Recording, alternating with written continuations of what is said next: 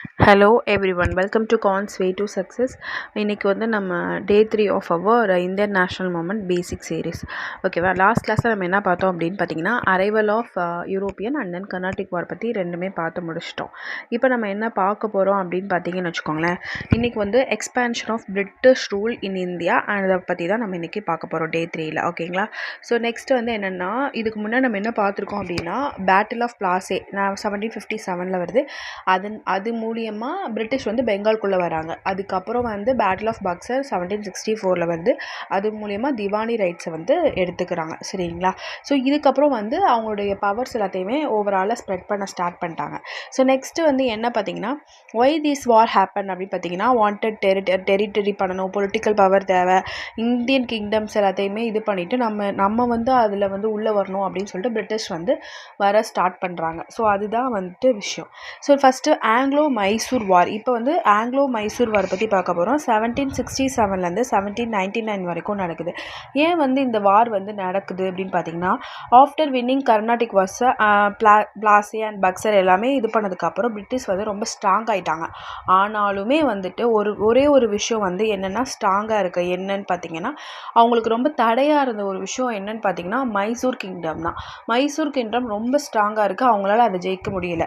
மைசூர் வந்து யார் சப்போர்ட் பண்ணிகிட்டு இருப்பாங்கன்னா, ஃப்ரெஞ்சு தான் சப்போர்ட் பண்ணிகிட்டு இருப்பாங்க மைசூர் வந்து. ஸோ அதனால் மைசூர் ஆர்மி ரொம்ப ஸ்ட்ராங்காகவும் இருக்கும். அதனால் அவங்களால வந்து அதை வின் பண்ண முடியாமல் இருந்திருக்கும். ஸோ அதனால தான் மைசூர் வந்து ரொம்ப பவர்ஃபுல்லாக இருக்கும்.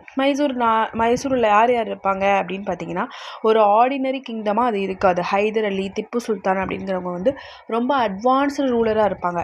அவங்க ஆர்மி வந்து மாடர்னாக இருக்கும். அயன் கேஸ் ராக்கெட்லாம் வச்சுருப்பாங்க. இப்போ யார் ஃபஸ்ட்டு ராக்கெட்லாம் யூஸ் பண்ணாங்க அப்படின்னு கேட்டிங்கன்னா, திப்பு சுல்தான் தான். சரிங்களா, தே ரிசீவ் ஃப்ரெஞ்சு ட்ரைனிங்ஸ் அவங்களுக்கு கிடச்சிருக்கும். நிறையா மாடர்ன் ஆர்மி வந்து வச்சுருப்பாங்க. ரொம்ப ஸ்ட்ராங் அட்மினிஸ்ட்ரேஷன் இருக்கும். ஸோ அதனால தான் மைசூர் வந்து ரொம்ப பவர்ஃபுல்லாக இருந்திருக்கும். ஓகேங்களா, strongest in military in India. ஆனால் பிரிட்டிஷ் வந்து அதையும் நம்ம ஓவர்டேக் பண்ணி அங்கேயும் நம்ம போய் ட்ரேட் பண்ணணும், டெரிட்டரியை பிடிக்கணும் அப்படின்னு நினைப்பாங்க.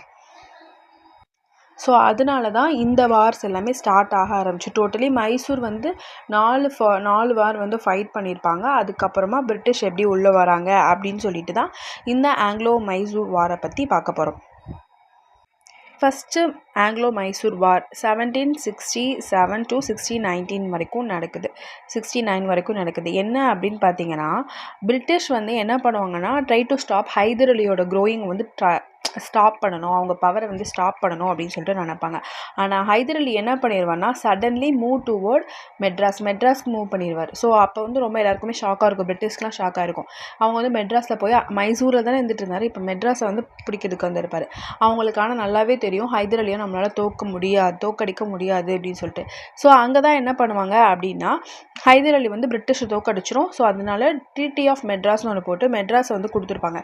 என்ன போட்டிருப்பாங்க அப்படின்னா, both agree to help each the during Wars நடக்கும்போது மட்டும் நம்ம மாற்றி ஹெல்ப் பண்ணிக்கலாம் அந்த மாதிரி போட்டிருப்பாங்க. ஆனால் பிரிட்டிஷ் அது எப்பயுமே உண்மையாக அவங்க கடைப்பிடிச்சது கிடையாது. அவங்க லேட்டராக அதை ப்ரோக் பண்ணி விட்டுருவாங்க.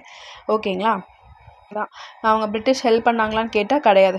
ஹைதர் அலி வந்து சீட் பண்ணப்பட்டிருப்பார். அவர் என்ன பண்ணியிருப்பார் அப்படின்னா, 1782 வந்து இறந்து போயிருந்திருப்பார். ஹைதர் அலி வந்து எப்போ இறப்பார் அப்படின்னு பார்த்தீங்கன்னா, 1782. ஓகேங்களா, அதுக்கப்புறம் என்ன ஆகும் அப்படின்னா, வார் எண்டு. ஸோ இதான் செகண்ட் ஆங்கிலோ வார் வந்து என்ன அப்படின்னா, நம்ம ஏற்கனவே அந்த ஹைதர் அலி வந்து ஹெல்ப் பண்ணப்பட்டிருக்க மாட்டாருன்னு சொன்னேன். அது ஒன்றும் இல்லை.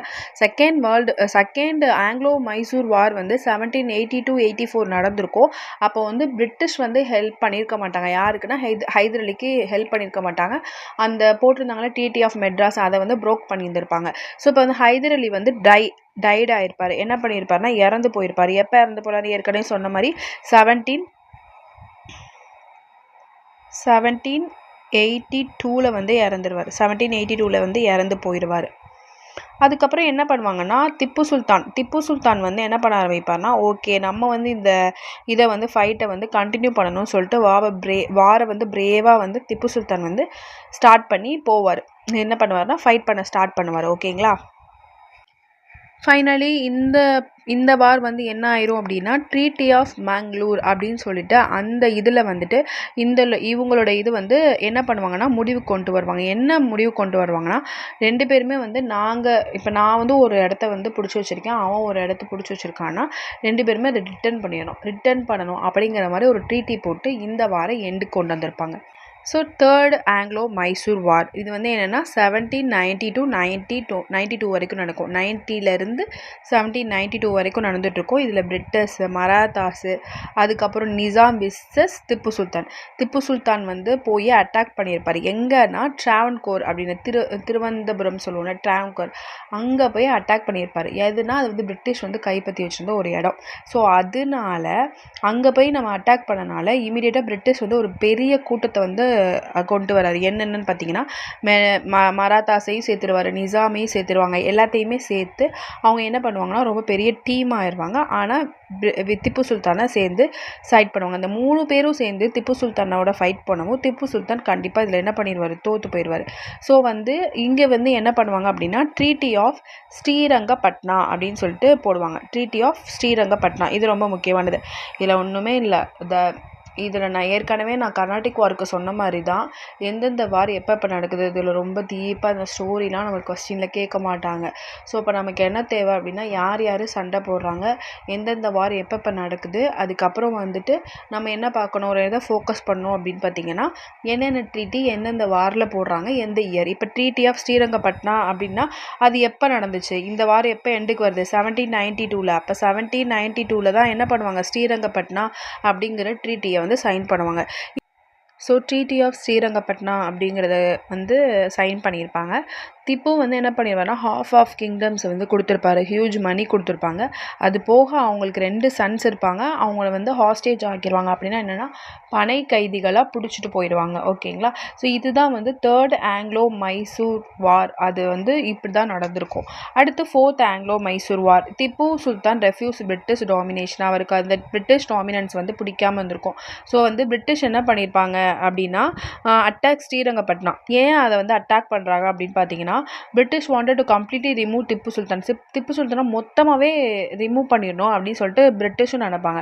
ஆனால் திப்பு சுல்தானுக்குமே என்னென்னா பிரிட்டிஷ் டாமினன்ஸ் பிடிச்சிருக்காது. So they again joint with Marathas and Nizam. Huge war happen in Sriranga fort. என்ன நடக்கும் அப்படின்னு பார்த்தீங்கன்னா மறுபடியும் அவங்க என்ன பண்ணுவாங்கன்னா பிரிட்டிஷ்காரங்க மராத்தாஸோடையும் நிசாமோடையும் சேர்ந்து திப்பு சுல்தானை எதிர்த்து ஃபைட் பண்ணுவாங்க. எங்கே அட்டாக் பண்ணுவாங்க அப்படின்னு பார்த்தீங்கன்னா ஸ்ரீரங்கப்பட்னால வந்து அட்டாக் பண்ணுவாங்க. ஸோ அப்போ வந்து திப்பு சுல்தான் டைடு ஃபைட்டிங் 1799. அப்போ திப்பு சுல்தான் எப்போ இறந்து போகிறாரு அப்படின்னு பார்த்தீங்கன்னா 1799 வந்து அவரும் இறந்து போயிறாரு. ஸோ மைசூர் கிங்டமும் எண்டுக்கு வந்துடுச்சு. இப்போ ரொம்ப ரொம்ப ரொம்ப பெரிய விஷயம் என்னென்னா மைசூரையே கைப்பற்றிட்டாங்க. அப்புறம் என்ன இருக்குது, அதனால வந்துட்டு பிரிட்டிஷ் வந்து நிறைய இடங்கள்ல அவங்க பவர்ஸை வந்து இன்னுமே உள்ளே கொண்டு வர ஆரம்பிச்சிட்டாங்க. இப்போ இங்கே என்ன நடந்துச்சு, பிரிட்டிஷ்காரங்களுக்கு யார் சப்போர்ட் பண்ணா, மராத்தா சப்போர்ட் பண்ணாங்களா. எப்போவுமே நம்ம நாட்டுக்காரங்களுக்கு நம்ம சப்போர்ட் பண்ணியிருக்கணும். அதை விட்டு வெளிநாட்டுக்காரனை போய் அடித்தா, வெளிநாட்டுக்காரனுக்காக நம்ம நாட்டுக்காரனே அடித்தா இப்போ நம்மளையும் அவன் அடிப்பான்ல அப்படின்னு தான் நமக்கு என்ன அடுத்து ஸ்டார்ட் ஆரம்பிக்கும் அப்படின்னா ஆங்கிலோ மராத்தா வாரும் ஸ்டார்ட் ஆகும். ஓகேங்களா. இப்போ வந்து மைசூரே கைக்குள்ளே கொண்டு வந்தாச்சு அப்படின்னு சொல்லிட்டு இப்போ பிரிட்டிஷ் வந்து fully control Mysore, south India எல்லாத்தையுமே கண்ட்ரோலில் கொண்டு வந்துருச்சு. இப்போ என்ன பண்ணுவாங்கன்னா நார்த் இந்தியாவுக்கு போக ஆரம்பிப்பாங்க. நார்த் இந்தியாவில் மராத்தாஸு, சிக்ஸு அவங்க எல்லாத்தையுமே அடிக்க ஆரம்பிச்சிருவாங்க. ஸோ இப்போ Tipu Sultan was not only a warrior, he was an inventor, he used iron rocket. So இது வந்து நல்லா ஞாபகம் வச்சுக்கோங்க. திப்பு சுல்தான் என்ன பண்ணியிருப்பாரு, அயன் ராக்கெட்ஸ் யூஸ் பண்ணியிருப்பாங்க. ஒருவேளை கொஸ்டினில் வந்து ஃபஸ்ட் யார் அயன் ராக்கெட்ஸ் யூஸ் பண்ணாங்க அப்படின்னு சொன்னால் அது Tipu Sultan. he has a modernized military.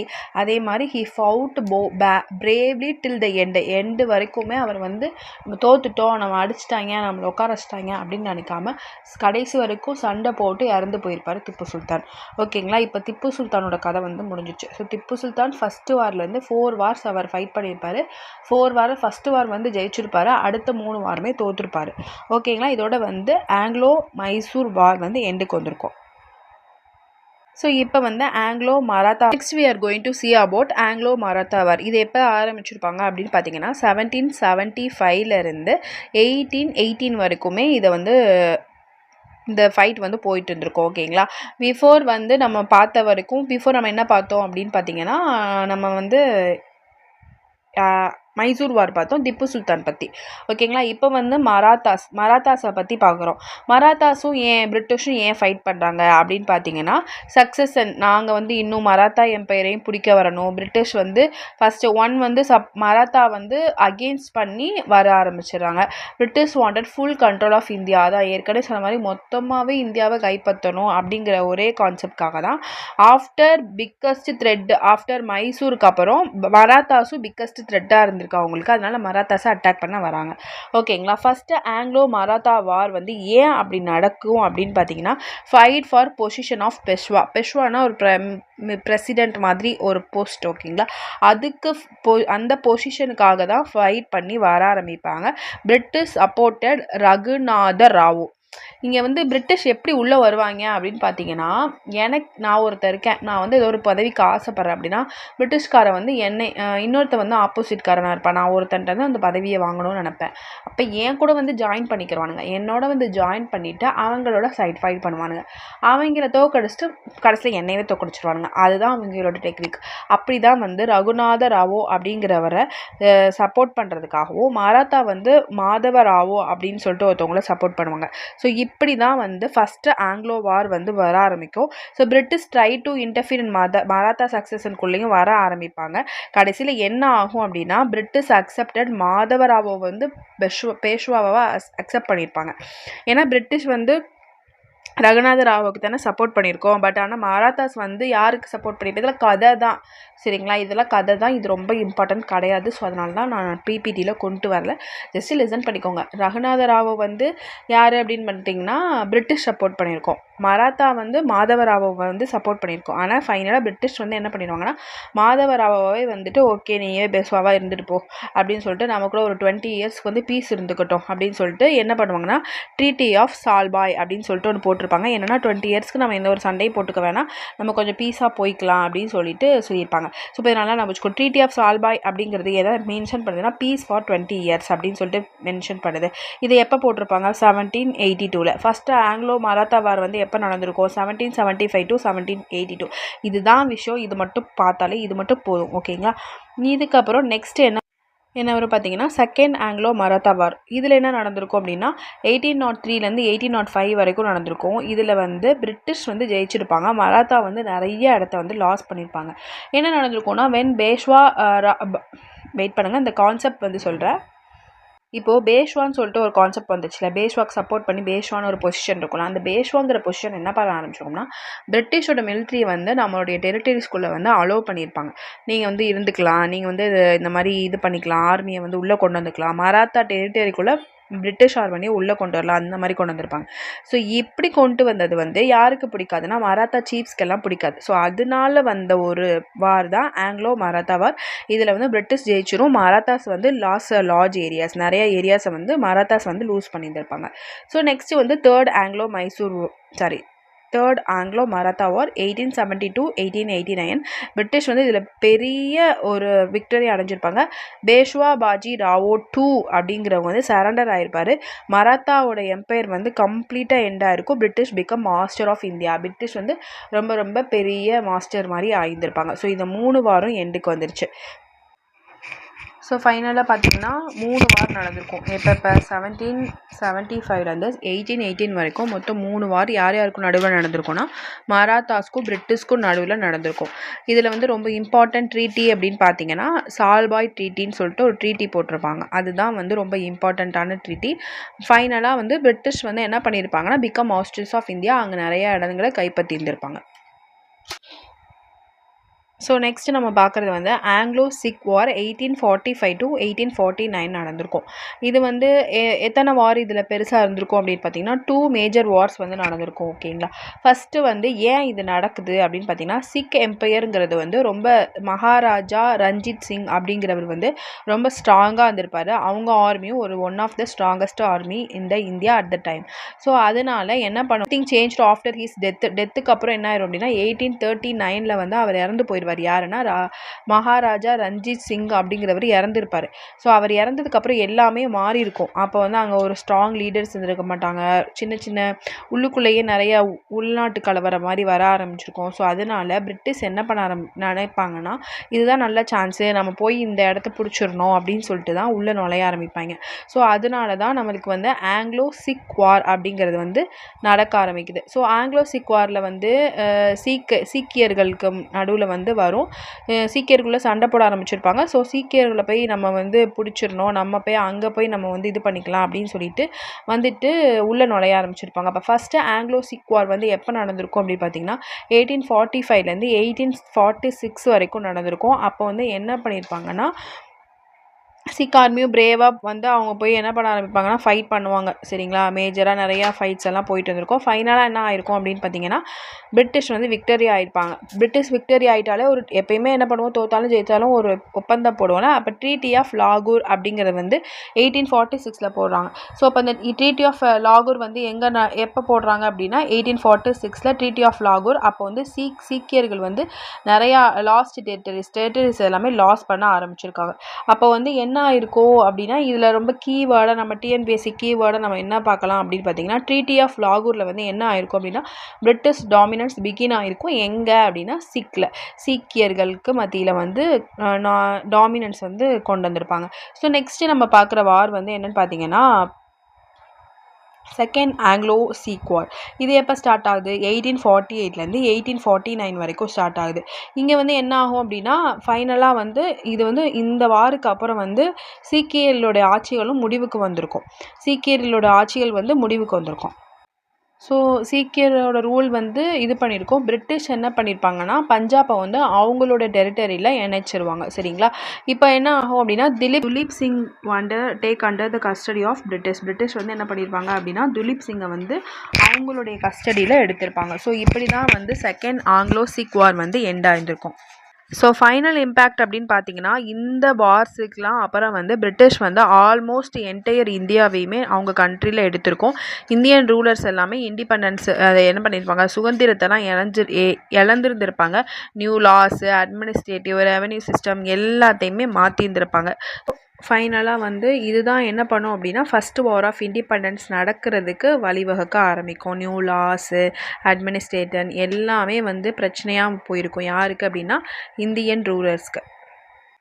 Homework அப்படின்னு பார்த்தீங்கன்னு வச்சுக்கோங்களேன், நாளைக்கு என்ன பண்ணணும் ஹோம்ஒர்க் அப்படின்னு பார்த்தீங்கன்னா, right a short notes on subsidiary alliance. ஏற்கனவே இதை நான் எக்ஸ்பிளைன் பண்ணியிருப்பேன். அது என்னது, டாக்ட்ரைன் ஆஃப் லேப்ஸ்னால் என்னது, impact of battle of Buxar என்ன நடந்துச்சு, திவானி ரைட்ஸ் வந்து கிடச்சிருக்கும். ஸோ இதை பற்றி ஒரு தடவை கிளான்ஸ் பண்ணிவிட்டு ஒரு தடவை எழுதி பார்த்துருங்க. ஓகேங்களா, நெக்ஸ்ட்டு வந்து என்ன அப்படின்னா, டே 4 அட்மினிஸ்ட்ரேட்டிவ் சேஞ்சஸ் பை பிரிட்டிஷ். நான் ஏற்கனவே சொன்ன மாதிரி இது எல்லாமே அவங்க பண்ணதுக்கப்புறம் என்ன ஆகும் அப்படின்னா, அட்மினிஸ்ட்ரேட்டிவ் வந்து ரொம்ப சேஞ்சஸ் பண்ணியிருப்பாங்க பிரிட்டிஷ். அதை பற்றி நான் ஏற்கனவே 100% வந்து பாலிட்டி டே 2 கிளாஸில் வந்து கொண்டு வந்திருப்பேன். இந்த ரெகுலேட்டிங் ஆக்ட்டு, பிக்ட் act, chartered act, government of India act அப்படின்னு சொல்லிட்டு எல்லாமே நான் ஏற்கனவே அந்த பாலிட்டி டே 2 கிளாஸ்லேயே நடத்திட்டேன். ஸோ அதனால் அதை ரிப்பீட் பண்ணணும்னு நான் நினைக்கல. So please watch the already uploaded classes. So இப்போ நீங்கள் என்ன பண்ணணும் அப்படின்னா, அந்த கிளாஸை போய் பார்த்துருங்க. அதுக்கோட லிங்க்கை வந்து கமெண்டில் வந்து பின் பண்ணி வைக்கிறேன். ஸோ அதை போய் பார்த்துட்டிங்கனாலே உங்களுக்கு டே 4 கிளாஸஸ் வந்து கம்ப்ளீட் ஆயிரும். ஸோ டுமாரோ வந்து நம்ம என்ன பார்க்குறோம் அப்படின்னா, ராஜா ராம்மோகன் ராய் அதை பற்றி. ஸோ இது வந்து நேஷ்னல் ரினேஷன்ஸோட டாப்பிக்காக இருக்கும். சோசியல் அண்ட் ரிஃபார்ம் பற்றி பார்க்குறோம்ல, அந்த டாபிக் தான் நம்ம நாளைக்கு பார்க்க போகிறோம். Very important topic. அதாவது சிலபஸ்லேயே ஃபஸ்ட்டு டாப்பிக்கே நேஷ்னல் ரினேஷன்ஸ்னு இருக்கும். அதை பற்றி நம்ம நாளைக்கு பார்க்கலாம். Thank you. Have a good day. Con's Way to Success TNPSC SSC Study Series. Like, share, comment, subscribe. Thank you. Have a good day.